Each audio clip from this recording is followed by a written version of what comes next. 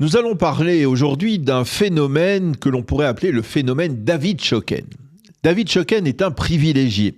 Il appartient à l'une des familles les plus célèbres de l'élite intellectuelle israélienne, la famille Shoken, qui est propriétaire du très controversé quotidien Haaretz. Son grand-père Gershon Shoken a dirigé le Haaretz de 1938 à 1990 et son oncle Amos en est l'actuel patron. David Shoken, qui est entre autres journaliste, est donc un pur produit de l'extrême gauche israélienne, laïque et libérale. Or, alors que le journal familial adopte une ligne éditoriale de plus en plus radicalement antisioniste, David Shoken, lui, entame un passionnant processus d'introspection identitaire.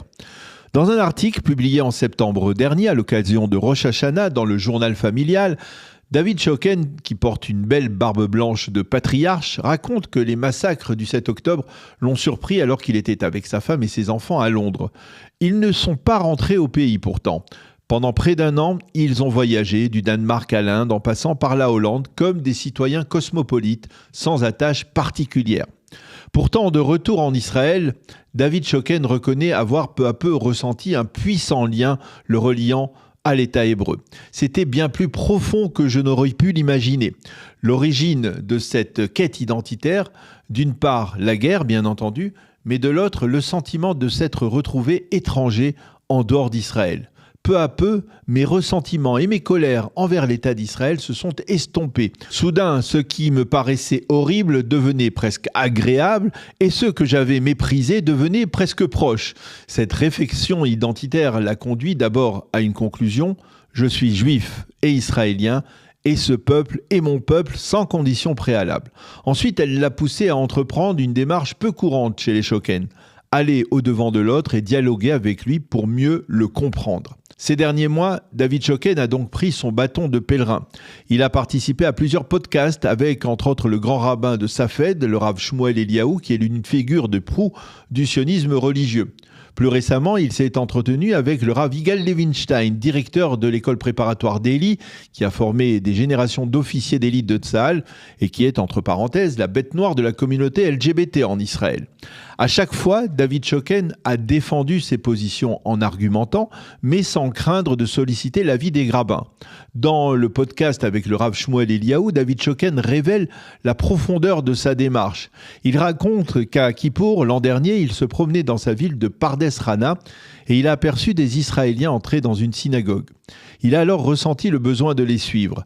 J'ai vu des pères avec leurs enfants et des connaissances que je n'aurais jamais imaginé retrouver là-bas. Et comme un Franz Rosenzweig des temps modernes, Shoken affirme en être ressorti impressionné.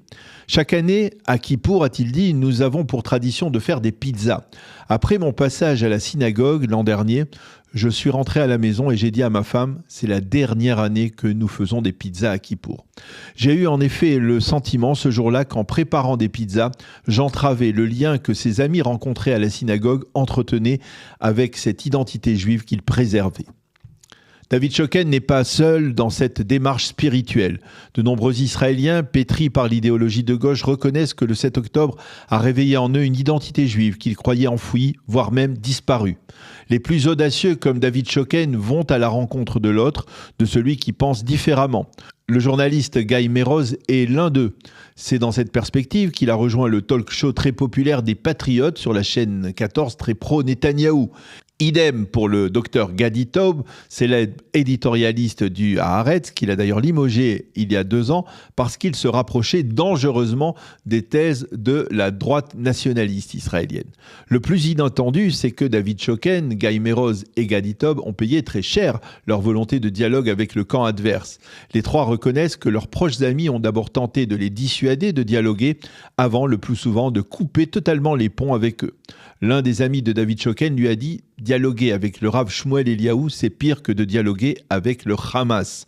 Dans ces discussions, David Shoken est sans complaisance envers ses interlocuteurs, mais il l'admet.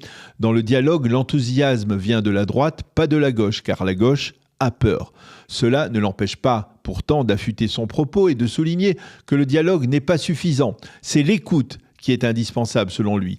Les deux parties ne s'écoutent pas et pour le prouver, David Shoken raconte l'anecdote suivante. J'ai écouté un discours de Binyamin Netanyahou. C'était un bon discours. J'ai demandé alors à des amis de l'écouter. Ils ont formellement refusé. Ils en étaient incapables. J'ai donc rédigé le discours et je l'ai donné à lire à mon épouse sans lui dire qui l'avait prononcé. Je l'ai filmé en train de lire ce discours. Mes amis m'ont dit lorsqu'ils ont entendu ce discours, quel discours si Binyamin Netanyahou pouvait parler ainsi.